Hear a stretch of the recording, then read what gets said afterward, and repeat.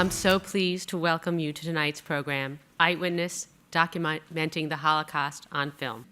Tonight's event, held in partnership with the Claims Conference, is part of our Paley Impact series. The Claims Conference has long supported projects and organizations seeking to perpetuate the memory of the Shoah.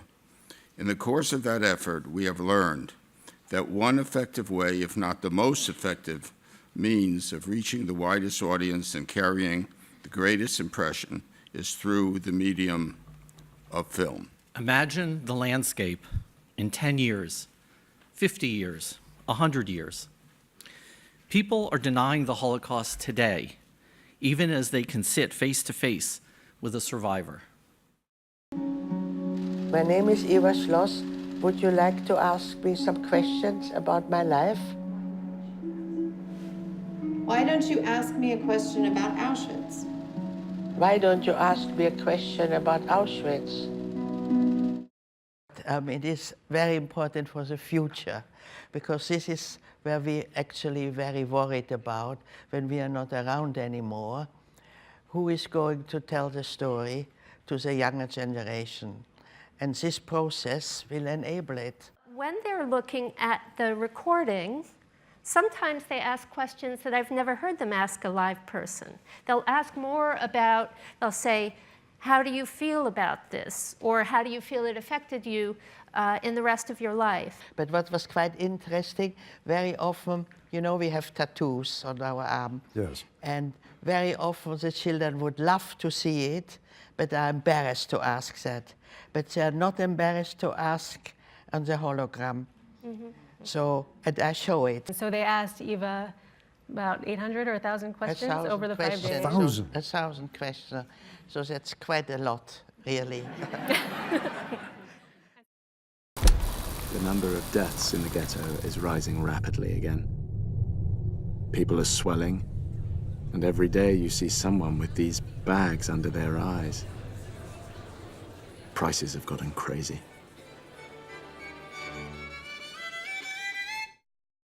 They are 80% or 75% of people that don't know what the word Holocaust means.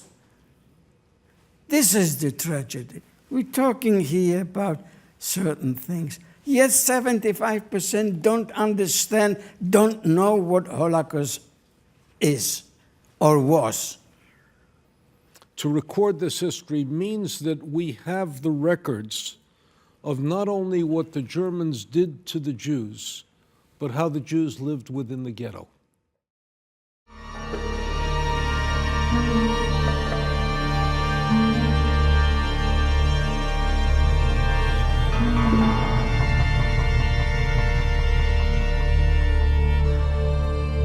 There is not anyone who is sorry. There is not anyone who has any shame. There is not anyone who feels anything that they did that was wrong. Maybe we focus for the young generation in the education. We go a lot of school. For us, this is about justice for Holocaust survivors, and it's about telling what happened. To refuse to return property is not just about an injustice to a survivor or to a claimant. It's denying a history that somebody was in that home. And I think the great thing about this movie is that it touches the issue post-Holocaust. Roman was talking about ignorance about the Holocaust. I'm wondering how many people know about the terrible injustice after the Holocaust, because millions of Jews were murdered during the Holocaust, and now the families are trying to recover what belongs to them.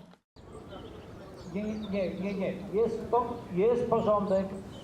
Ponieważ mija 60 lat od tej zbrodni, która nie powinna mieć miejsca, ja chciałam zapytać, kto to zrobił, kto za tym stoi tak konkretnie? Przecież to nie ludzie, nie tak zwany tłum, jak to określono. Ale ubolewam nad tymi, którzy obciążają za tą zbrodnię ludność tutaj kielecką i naród polski. Kielce was extremely important because of that pogrom, thousands of Jews decided not to live in Poland.